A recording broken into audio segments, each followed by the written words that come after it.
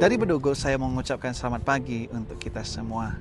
Pada pagi hari ini kita kembali mendengarkan firman Tuhan yang berjudul Kegilaan yang Menghancurkan.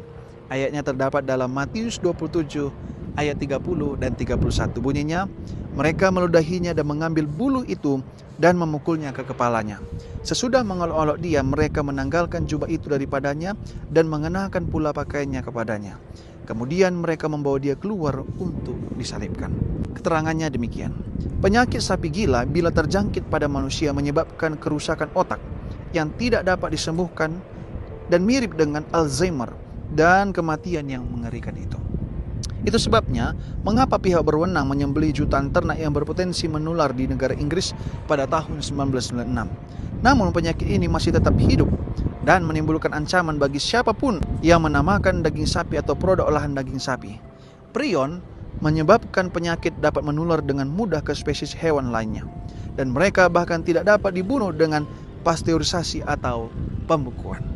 Bagaimana penyakit sapi gila menyebar? Oleh kanibalisme sapi.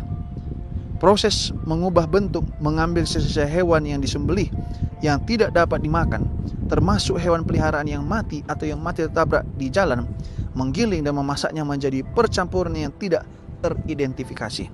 Makanan ini diberikan kepada sapi potong dan sapi perah sebagai suplemen protein untuk meningkatkan produksi daging sapi dan susu.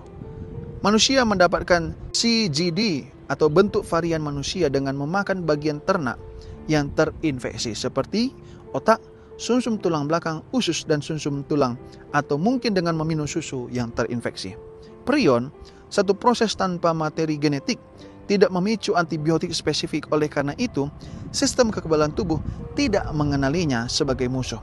Sumber makanan manusia yang paling mungkin terkontaminasi antara lain sosis, hotdog, dan daging giling atau daging label dipisahkan secara mekanis. Satu-satunya sapi yang dapat dengan aman Anda asumsikan tidak memakan produk sisa-sisa hewan adalah sapi organik bersertifikat yang harus diberi pola makan nabati. Hati-hati, penyakit ini bisa terdeteksi selama bertahun-tahun dan tidak ada tes yang bisa dilakukan untuk mendeteksi hewan yang terinfeksi sebelum mereka mati. Itu sebabnya ini sangat menakutkan. Saya bertanya-tanya, berapa lama prion dosa dan pemberontakan ada dalam diri Lucifer sebelum terungkap dengan sendirinya? Tuhan bisa saja menghentikannya sejak awal. Dia bisa menghancurkan kegilaan Lucifer sebelum agen mematikan itu memasuki pikiran sepertiga malaikat dan kemudian umat manusia. Namun, dia tidak melakukannya. Dosa harus dibiarkan berjalan dengan sendirinya. Dia tidak melakukannya sampai kejahatan berkembang sedemikian rupa sehingga itu membunuh anak Allah. Barulah makhluk ciptaan di alam semesta benar-benar memahami sifat buruknya dan mengabdi kepada Anda oleh karena kasihnya, bukan paksaan.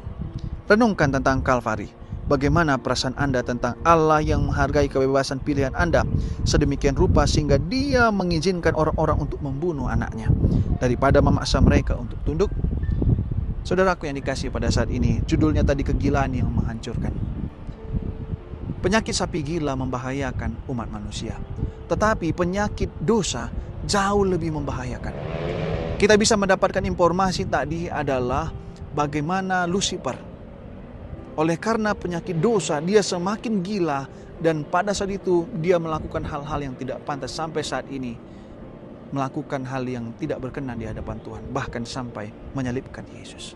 Sebab itu saudara, jangan biarkan penyakit dosa hidup dalam diri kita mulai pada saat ini dan seterusnya, supaya penyakit itu tidak membunuh kita dan tidak semakin gila dalam hidup kita, membahayakan bukan hanya kita tetapi juga orang lain.